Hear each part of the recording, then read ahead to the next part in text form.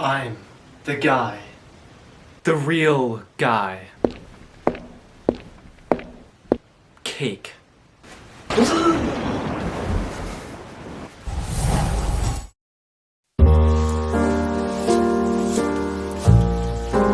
Now, you might be wondering, what does Timekeeper have to do with Spy Kids? Now, let me tell you, when I was a young, wee little lad, I watched Spy Kids all the time. It was one of my favorite childhood movies, literally ever. I've watched the first one, still a classic. The second one with the famous, "Do you think God stays in heaven because he too is afraid of his creations on earth?" And then we have Spy Kids 3, Game Over, which is a classic of, amazing CGI, of course. Amazing CGI, and of course the guy. And then now we have Spy Kids 4D, All the Time in the World, which is where Timekeeper comes into play. He is the villain of the movie, and he's pretty much the only saving grace of this movie. I really enjoyed the movie when I was a kid, and then I kind of grew up and realized that it's literally pretty much just all fart jokes, a British dog, not an amazing cast. And then also, the funniest thing is that the dad is a spy hunter, while his entire family, even the kids and the dog, are all spies, and he doesn't figure that out until like the end of the movie. It's an interesting watch, it's really interesting. But the villain, the Timekeeper, kind of have a crazy backstory, I'm not gonna lie.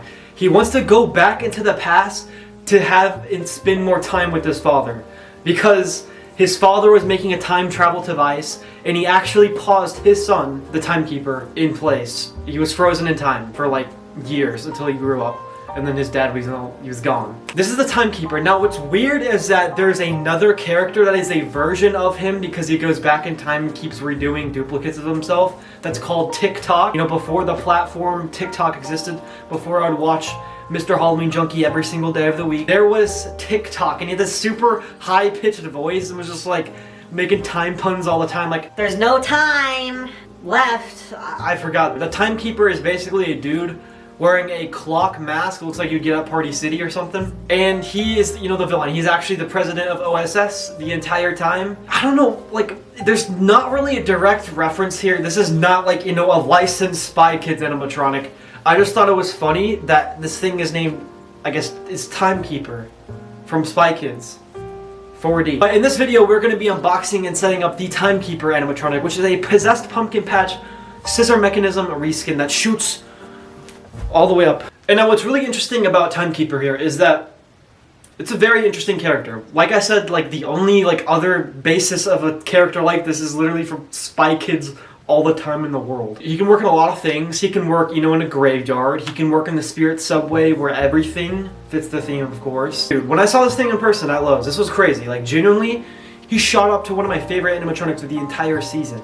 His scare is genuinely immaculate. It's so fast. He retails for $300, which I think, was that the same price as Possessed Pumpkin Patch? I think it was. Not ideal. It's definitely one of the better prices from Lowe's though. Lowe's is usually terrible. Genuinely, the 12-foot props, $450, terrible. $600 9-foot zombie, $350 diver, captain, crackstone, it's Lowe's. So today in this video, we're gonna be unboxing and setting up and doing a review of the Lowe's Timekeeper from Spy Kids All the Time in the World. Now, Timekeeper's box isn't too bad. It reminds me of a Mr. Dark, but a bit slimmer.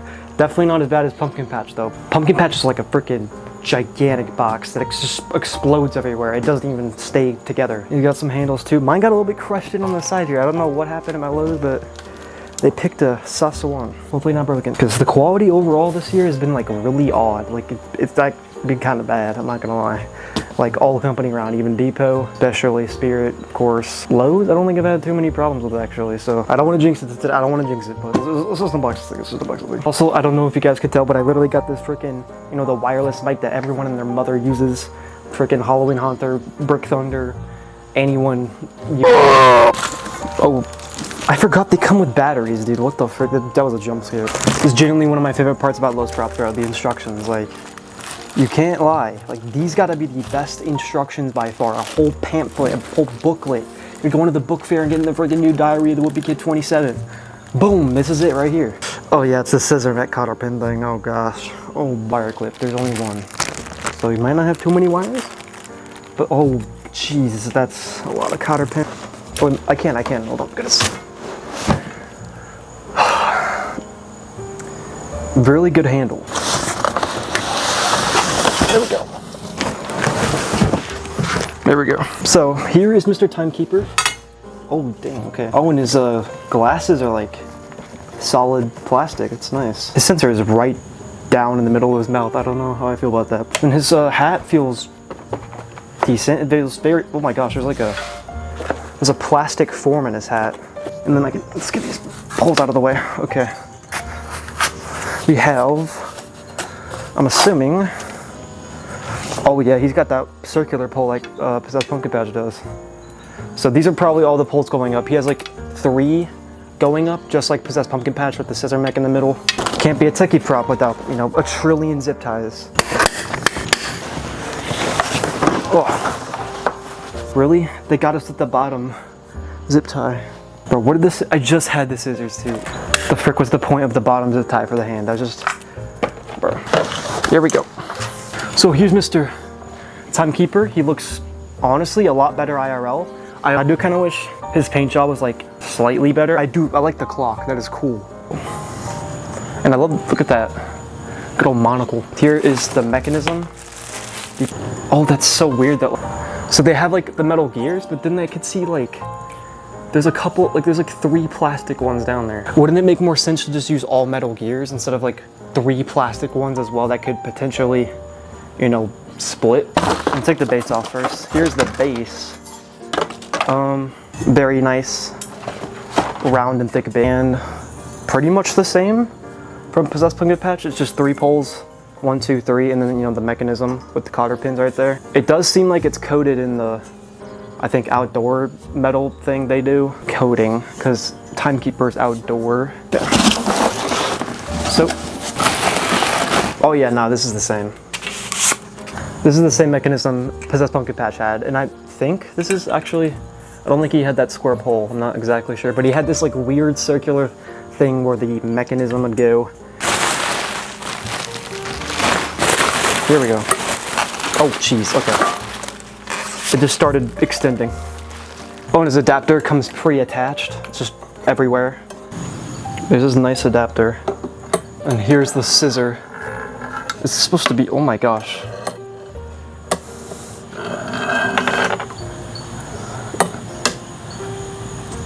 It's very wobbly. Look at that. Outdoor ratedness. Thank you.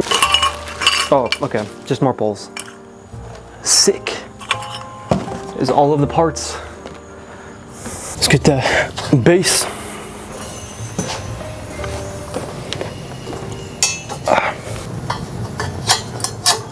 The scissor mechanism. There we go. One of the worst parts by far for these setups, especially with Possessed Pumpkin Patch, is lining up this cotter pin with the mechanism. I don't know why this gave me so much trouble last time, but hopefully, oh, okay. Oh, there we go, we did it. That was really fast. Hit it up with the cotter pin. Gotta raise the scissor up. Oh, there's not even like, usually there's like a latch on this where you can kind of just push it in. But it looks like we just cotter pin this. This one's a lot easier to connect because it's like pretty stabilized. There we go. We got H. G. Another G. If I remember correctly, like on PPP, kind of gotta go through the circular hole piece. This pole here. Yeah, that's right, this one. Okay, we got 1. About to get 2. Okay, there we go. It's Clevis time. Like Clevis pin 4 now. Get a little spring action. It's a very long spring. Wow, that was a lot easier than usual. Usually the springs are super tight and it's like, yellow.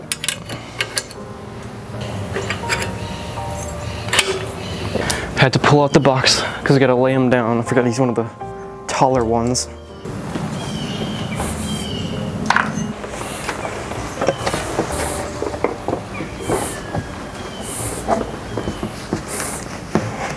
Dude, his hair is always just everywhere. We get the clevis pin in securely. This one's in the most awkward spot. There we go. Now I gotta connect the arm. See, whoa, like, hold on. And look, I didn't even know this, but he has like this chain. I think it is like, is it a metal chain? There we go. And they're saying to connect this arm, but oh no, it's not connected. It's just connected to his head. There we go. Oh, he has this, oh gosh. This fabric is not fun to deal with. At least it's on the inside of him and not the outside, because if it was, it would disintegrate. At least this can be kind of like a slight protectant for the mechanism. We got a freaking long set of wires here going down. Oh, there's a Velcro on the wrist. They could pre-attach the Velcro. Why did they pre-attach it so middly? Rise up, my son. Jeez, dude, he is very tall launched up. As you can see here. Actually, I don't even know if that's all the way up. He might be slightly off. Oh, that's nifty. You can just kind of hang the clothes back up like that. Nice. It's wire harness time. We got O. We got, where's Q? Oh, it's gotta be, we got P.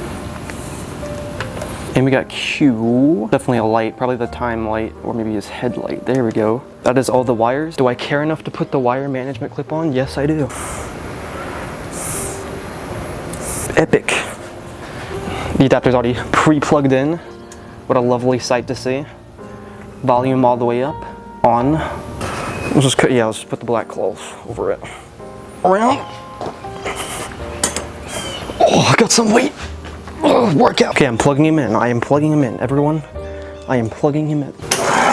Jeez, oh my gosh, this scared the frick out of me. Okay, he's ready, oh my gosh. Oh gosh. As I watch the seconds of your mortal existence disappear.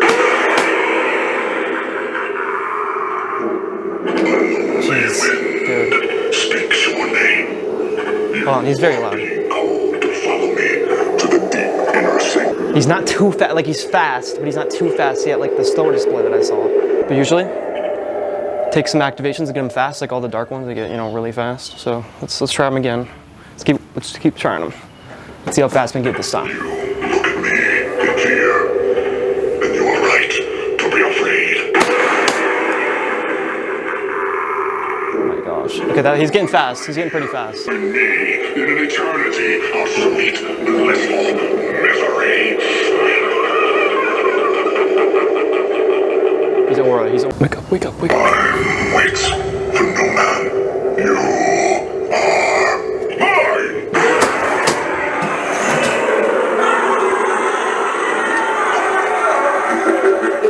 like mine. You can try to hide. Kill yourself.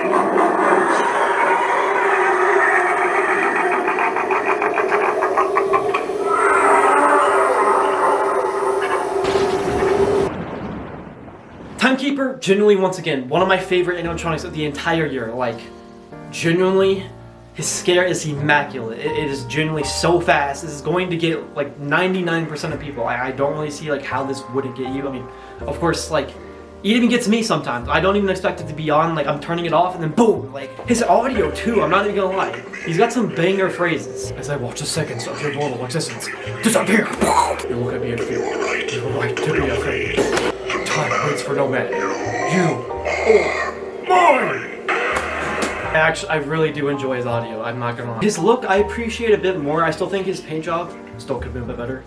But he does look a lot better IRL. And then it is a Possessed Pumpkin Patch reskin, and they have changed the mech a little bit compared to Possessed Pumpkin Patch, what I'm comparing with you. Now, he actually has another spring on the scissor from what I've seen compared to both of them, and then also Timekeeper is outdoor.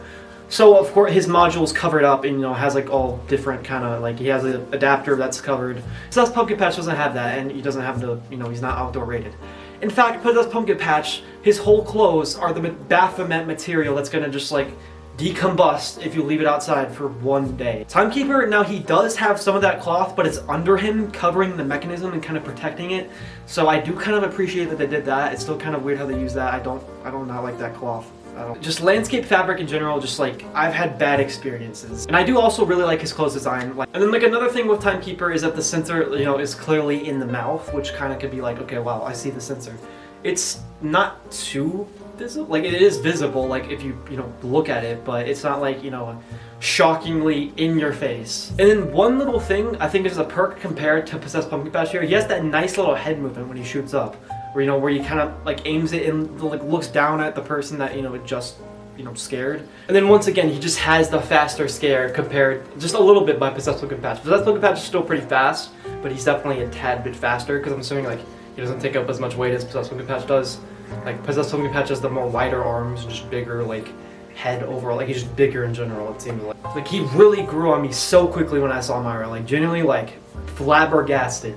His audio quality as well is very loud. It's a modern techie one. Sometimes modern techie props don't sound good, like the Soul Harvester, which for some reason sounds like a pack prop. And another thing with him, I didn't really have to stake him down. He kind of just holds himself up on his own. Usually with like, Mr. Dark or Emily, you need like, a billion weights and the billion sandbags.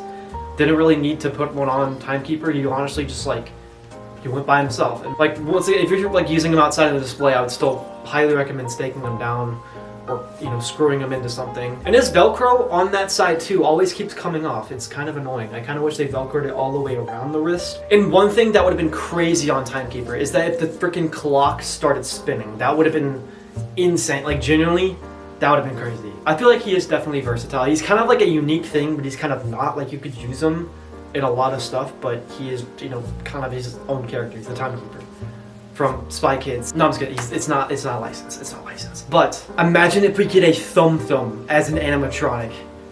That would, oh my, I gotta write that down, dude. Timekeeper is goated.